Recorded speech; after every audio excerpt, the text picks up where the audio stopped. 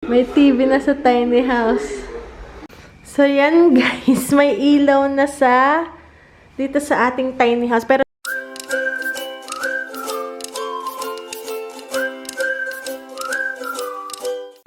hello guys! So today naman is magluto tayo ng mani. Meron akong mani.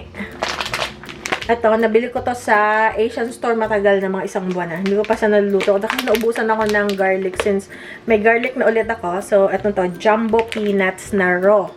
So, gagawin natin siyang, ano nga tawag? Sinangag na mani. Kasi paborito ko guys talaga ang mani. Kahit anong klase yan, nilaga, sungsung nuts, yung tapos, kahit yung dito na ano, basta any roasted nuts, salted nuts, unsalted nuts.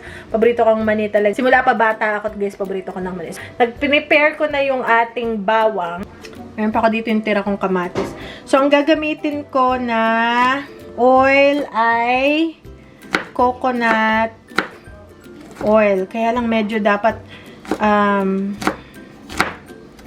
medyo tawag dito, madahan ang pagluluto ng mani kasi ayaw nating masunog. Kasi nga yung raw nuts, pwede nang kainin yan. But make sure wala kayong allergy sa peanuts. Kami naman wala naman kaming allergy sa peanuts. So, yan. So, i-prepare ko na yung oil na gagamitin natin. Hindi ko yung totodo, konti lang, mga kalahati lang. Hindi ko makita yung aking tripod na mas mataas. Kaya, mababa yung aking yung tripod. Okay, so lagyan natin ng coconut oil. Okay. Hindi ko alam kung pwede na yan. Okay. Save ko yung oil for next time kasi hindi ko ilulutuin lahat. So, konti lang. Alright. Okay. So, ang kagandahan sa coconut oil, mataas yung niya, heat tolerance niya. Excuse me. So, okay siya sa hindi nawawala yung kung anumang vitamins or minerals na nasa kanya. Hindi naaalis. Kasi unlike olive oil, pag na-heat siya ng over 350 yata, naaalis na yung essential na antioxidant kung naman yung nandun sa olive oil or, you know. So, ito naman, hindi siya ganun. So, kaya magandang pamprito ang coconut oil at saka avocado oil. Kaya medyo mahal yung avocado oil. So, yan. So, medyo nakikita natin na natutunaw na. So, ang coconut oil, kaya siya medyo buo. Ganito siya, guys. So, ito siya. Kaya siya buo kasi malamig na. Malamig sa bahay, sa loob ng bahay. Ito, ilagay na natin yung ating bawang. Kahit na malamig pa siya. Ganon. Para, ibaba ko itong aking camera. Para hindi siya mabigla. Kasi pag malakas yung apoy, mabibigla yun. Ay, siya. Masusunog. So, habang hindi pa siya ganun kainit, samahan nyo ako, kukuha tayo ng sili, yung purple na sili. So, time check, ano ba to? Alas 6 na. Tingnan nyo, madali nang dumilim kasi maigsi na ang araw. Okay. Ang lamig, guys. Sobrang malamig. Ay, ito. Kinabit ni Daddy dito yung solar. Ayan. Pero maliit lang pala siya. Akala ko, malaki. So, ito yung garden. Maulan eh. Siguro 4 na araw nang umuulan. Patapos na kasi basta once na lumamig, nawawala na ang ating mga... Huy! Ito. Ayan guys, ito yung iba-ibang kulay. Tingnan nyo. Okay. Diba yung pula? Ito orange. Hindi ko alam kung nakikita nyo. Wait lang. Ayan, pula. Tapos orange. Tapos purple. May nakita kong puti dito eh. Kasi 5 spice. Ano yun? Super anghang nito guys. Pero hindi ko siya, anong tawag dito? Okay. So, hindi ko naman siya, kumbaga, pipisain. Hindi natin pipisain kasi nga yan lang na para may konting anghang flavor. Ayan, para may konting anghang flavor. Pero hindi yung overwhelming. Yun yung kaibigan kong aso. Nagalit sa akin. Lagi akong pinakahulan. Tanggal natin yung dahon. Mamaya ilagay natin. O, diba? Tingnan nyo guys, to ano to, 4 pounds. Ano, $7.99 or $8 or mga, kano ba yun? 400 pesos guys. Ang ganito. 4 pounds. So, mga 2 pounds lang yung ating gagawin. Ayan na. So, pwede ko na siguro siyang lutuin dahil kumukulo na siya eh. Para hindi masyado masunog yung garlic. Pwede na kaya yun. Ayan mga guys. So, gagamitan ko nito. Mahilig talaga guys ako sa mga ganito na ano. So, hopefully, tama itong ginagawa ko. Okay.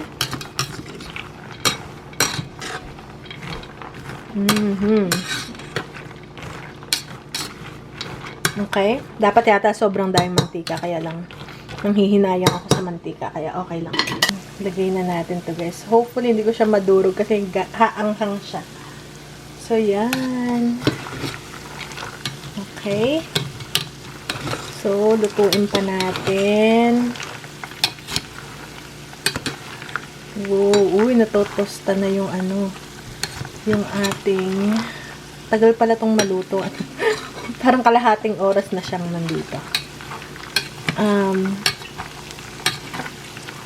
Tapos natutosta na yung bawang.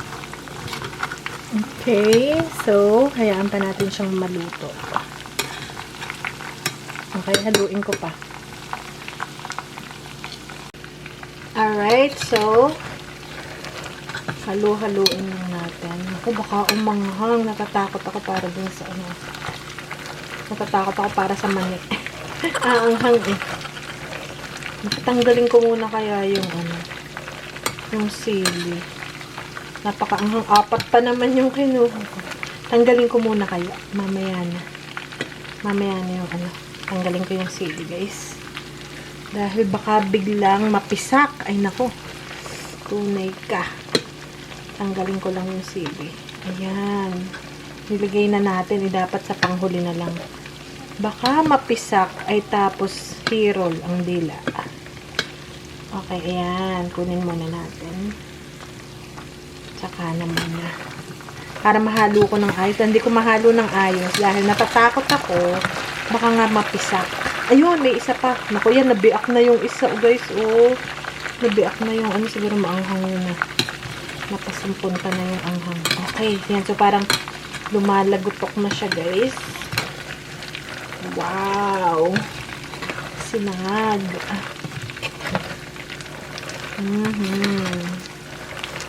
Yes. Oh, yes, yes, yes.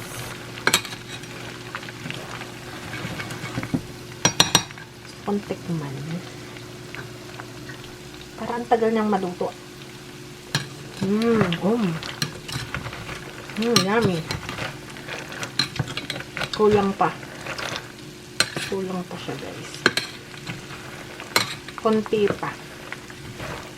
Okay, guys. Babalikan ko kayo mamaya.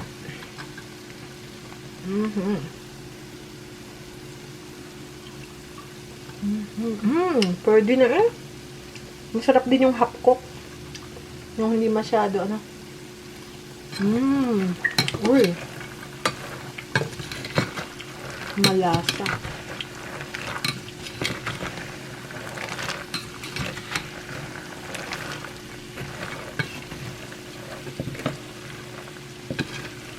Talagay ko ulit yung sili dahil walang anghang eh. Hindi magkaintindihan eh. Lagay ko ulit yung sili natin.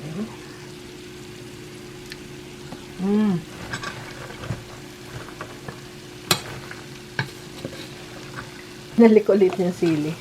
So, yan na guys. Ahunin na natin. Teka, hindi ko alam ang gagawin ko. At saka, tawag dito. Maasin na natin. Okay. Iwan natin yung ano kaya. Yung parang di naman umanghang. Kasi nga hindi ko pinisa yung ano. Okay. Ayan. Alright.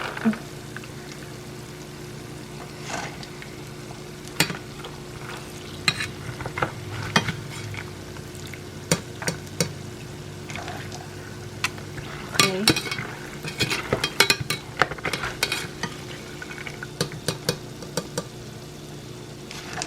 Okay. Patapos na. Okay.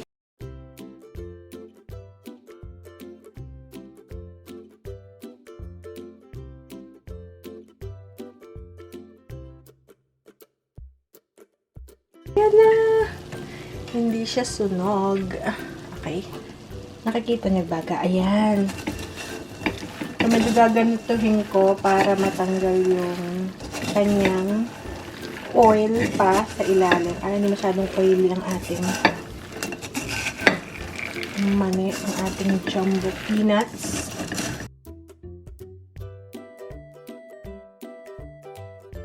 Tapos, habang mainit-init pa, lagyan natin ng asin para dumikit agad yung salt. So, konti lang.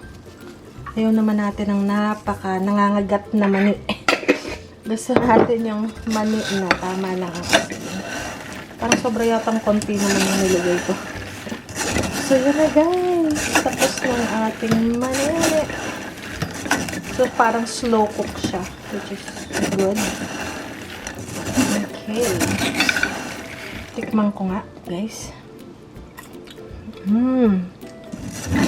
Konti pang salt.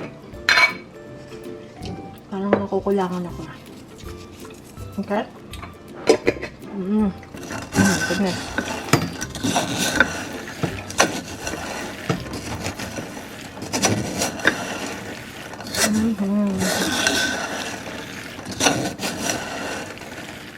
Alright, guys. So, yan na. Ang init. Wala man lang anghang. Dapat pala pinisa ko yung ano.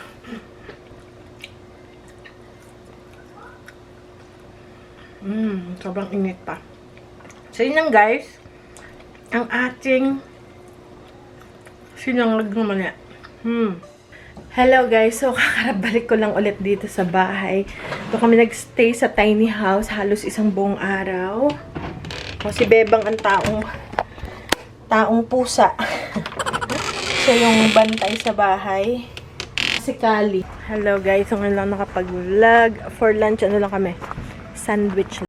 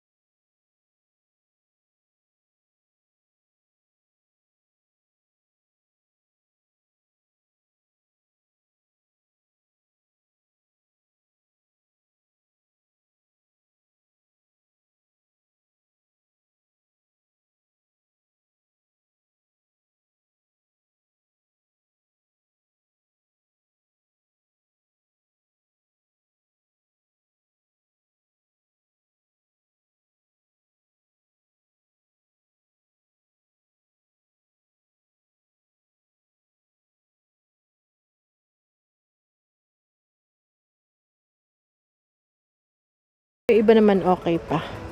Yung fig guys dito. Tingnan natin yung fig.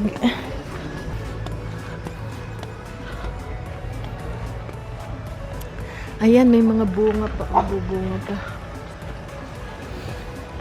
Tingnan natin dito.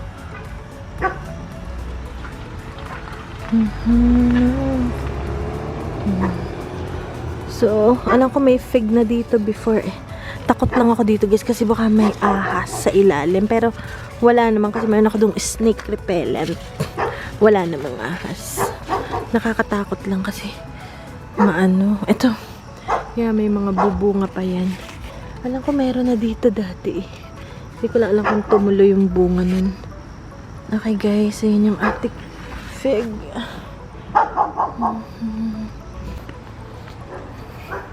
Tamo tong mga bata na to oh. Meron pa dito oh. Yung laki nukuha. Tinatamad na rin silang mag-harvest minsan. Okay. Ay, meron pa pala dito guys. Tama tong mga bata na to. Ayan oh. Meron pang konti. So, malapit nang matapos. Hindi ko pa naiilipat tong ating mga strawberries. Baka bukas. Siguro bukas. Okay, time check guys. Aba, si Dalagang Pilipina. Yeah. Tara, halika Dalagang Pilipina. Yeah. So, alas 7 na ng gabi. So, dito pa rin yung mga bata sa tiny house. May ilaw na guys dito. Tapos, hindi pa nga lang nakaayos yung mga TV, ganyan. Ayan. Medyo madilim. Wala pa kaming patungan ng TV. Ito yung nakuha natin sa... Saan nga ba natin nakuha to? Sa... Hindi ko lang nakikita niya sa yard sale. Madilim eh. Yan, patapos na. Peter Rabbit. Tapos, ito yung ilaw. Pero, hindi pa siya mabubuksan hanggat, ano pa eh, may liwanag pa. So, yan. Ito yung solar panel. Plano namin na magpalagay ng solar panel sa bubong para sa kuryente. Kaya lang, titingnan muna natin yung presyo. So, yung mga solar panel sa mga ilaw-ilaw lang yun na maliliit. Pero, plano namin talaga yung nakaano talaga siya sa bubong para tipid na sa kuryente. Tsaka, ayun! Parang umilaw. Umilaw na. Kasi madilim. So, may remote control yun. So, ginabi na kami. Dahil siya na madilim ang ating vlog kasi solar lang yung ginagamit natin. Yun yung bilog na ilaw. Tsaka, ito yung itsura niya eh. Hindi ko alam kung nakikita niyo guys. Ayan. Paupo nga ako kayo. Hindi pa kayo uuwi. Kaya ako munang manood kasi.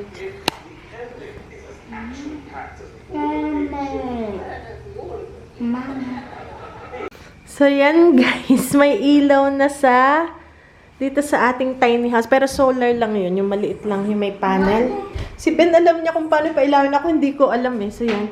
Medyo maliwanag ha. There's another remote. Oh, watch her ano. Yan, sinara ni Ben. Yeah, it's nice in here. So, yung gabi na guys, mga 7:30 na. So, yan, sa labas. So, dito sa loob, ayan.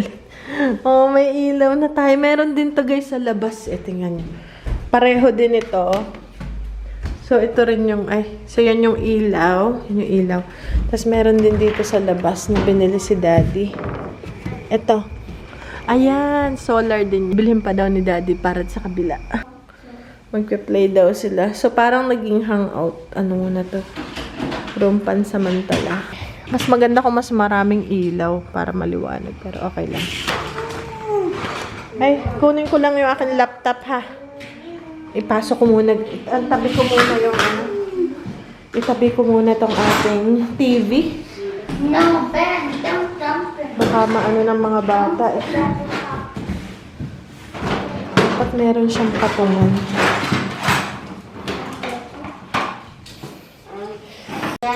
So, yan. Dinala nila yung mga laruan nila.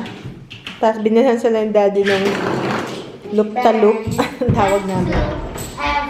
Tapos, dito ko muna nilagay yung TV. Ayan, doon sa may bookshelf. Para hindi nakabalandra doon. Guys, ayusin ko lang. Ay, naku, sorry. Okay, so ayusin lang natin to. I'm sorry. So, yan. Tapos yung butones, natanggal na, guys. So, maganda tong, ano natin, upuan kasi nga, meron siyang, merong, tawag dito, may saksakan, cable. Uy, may lamok, oh. Punta tayo sa bahay. Balikan ko yung mga bata mamaya. Okay, guys. Okay, may ilaw din dito. Ayan. Motion, ano yan, light.